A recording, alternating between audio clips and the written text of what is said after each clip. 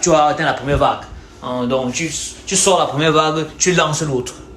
Tu sors 35%, tu lances 35%. Quand tu sors les 15%, tu lances encore 15% derrière. Quand tu sors la dernière vague, tu lances aussi la dernière vague derrière. La première vague que tu avais remplacée, quand la dernière vague sort, elle est prête. Donc, elle sort immédiatement. Ainsi de suite. Et le cycle continue. Donc, c'est très très pertinent. Cette partie-ci est vraiment très très pertinent pour l'installation, pour l'étude de ce business. Ce qui est intéressant, c'est que depuis qu'on a commencé à décrire la compagnie Mboafish, c'est quelque chose qu'on n'a vraiment pas énoncé, c'est le type de poisson qu'on est en train d'élever et pourquoi.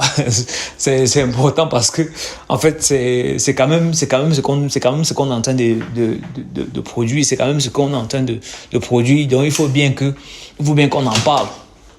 Donc le type de poisson qu'on a décidé de faire, ça s'appelle le poisson chat. Ou bien le poisson sciure. Pourquoi le poisson sciure au Cameroun?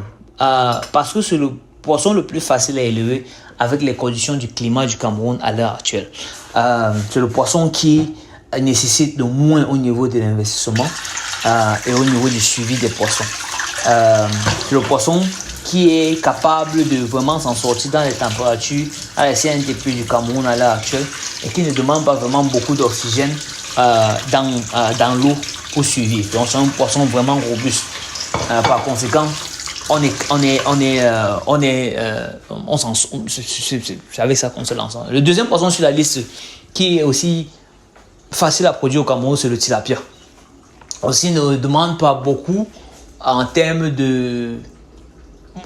On demande un peu plus en termes d'investissement parce que le tilapia a besoin de beaucoup plus d'oxygène. Donc, sur chaque bac que tu vas concevoir, il faudra mettre des machines d'oxygène qui vont pouvoir donner assez d'oxygène aux eaux pour permettre à ce que les poissons puissent rester en vie. Donc, si le niveau d'oxygène qu'il faut pour que les poissons respirent n'est pas maintenu, tous les tilapias vont mourir. Donc, si tu sais lancer le grossement des tilapias, il te faut mettre dans ton budget un argent extra pour les oxygènes, les machines d'oxygène pour chacun de tes bacs.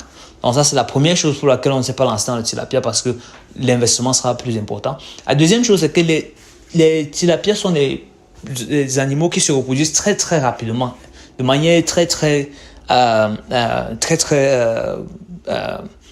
rapide. Donc, tu peux lancer 5 tilapias aujourd'hui dans l'eau. Quand tu reviens le lendemain, ils sont 10. Tu reviens le lendemain encore, ils sont 20. Tu reviens ensuite, ils font 40. Pourquoi est-ce que ceci est un problème? Ceci est un problème parce que quand on essaie de lancer dans l'élevage, on définit il y a dès le départ combien est-ce que ça va nous coûter pour les immobilisations, combien ça va nous coûter pour le fonds de roulement et quel bénéfice on est supposé obtenir. Et quand je dis fonds de roulement, je parle beaucoup plus de l'aliment parce qu'il faudra identifier exactement combien est-ce qu'il nous faut pour nourrir pour que à telle date il soit prêt. Donc si tu lances 5, si tu as mis de côté, tu as fait ton plan, tu as mis l'argent de côté, tu dis que voilà c'est un poisson, ils vont consommer tel nombre de nourriture et ils vont sortir à tel mois, tu es tranquille. Mais tu lances 5, le lendemain ils deviennent 10. Tu avais seulement prévu l'argent de 5. Tu fais comment avec les 10?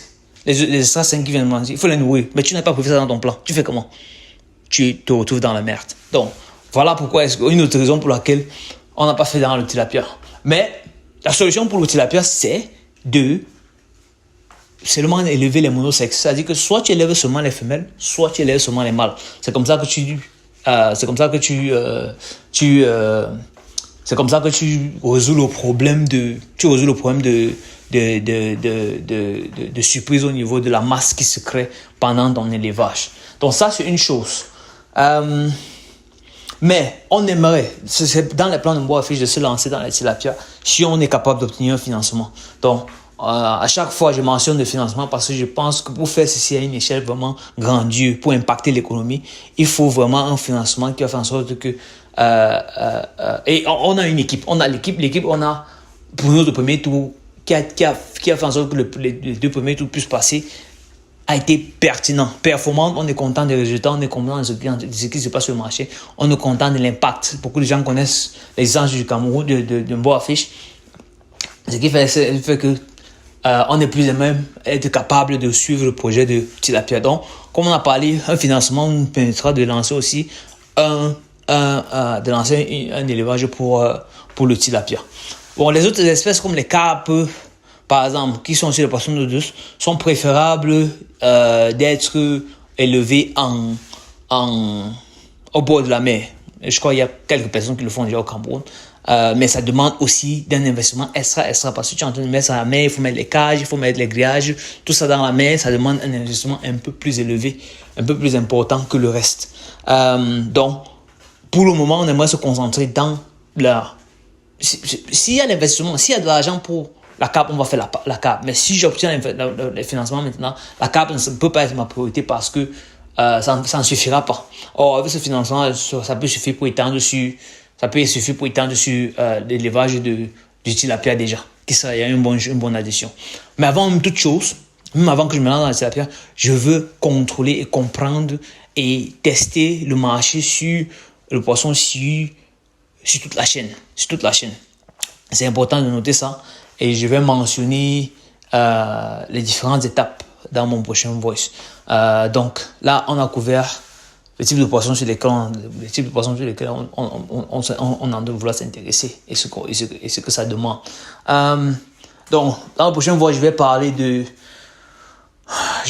quoi, genre, je vais parler du processus complet en fait du poisson.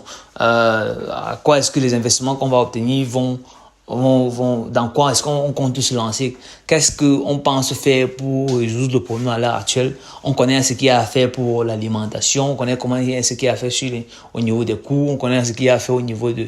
Donc on a testé le marché, on connaît le marché, donne, le marché répond. On a fait un très gros travail marketing au niveau de l'éducation de la population sur la consommation du poisson-chat. Voilà, c'est quelque chose dont je voulais en parler. L'éducation, c'est la dernière partie dont je vais développer avant que j'arrête ce voice. Donc, le développement il y a beaucoup de monde, il y a encore beaucoup de Camerounais qui ne savent pas l'existence du poisson-chat. Ils n'ont jamais entendu parler du poisson-chat, ils n'ont jamais parlé du CU. Donc, pour eux, quand ils voient, ils ont l'impression que c'est un poisson qui ne se mange pas, ou bien ils n'ont aucune idée de quoi il s'agit en fait.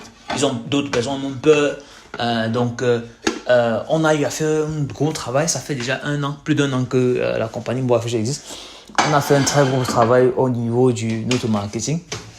On a une page à l'heure actuelle qui avec près de 4000 personnes qui nous suivent.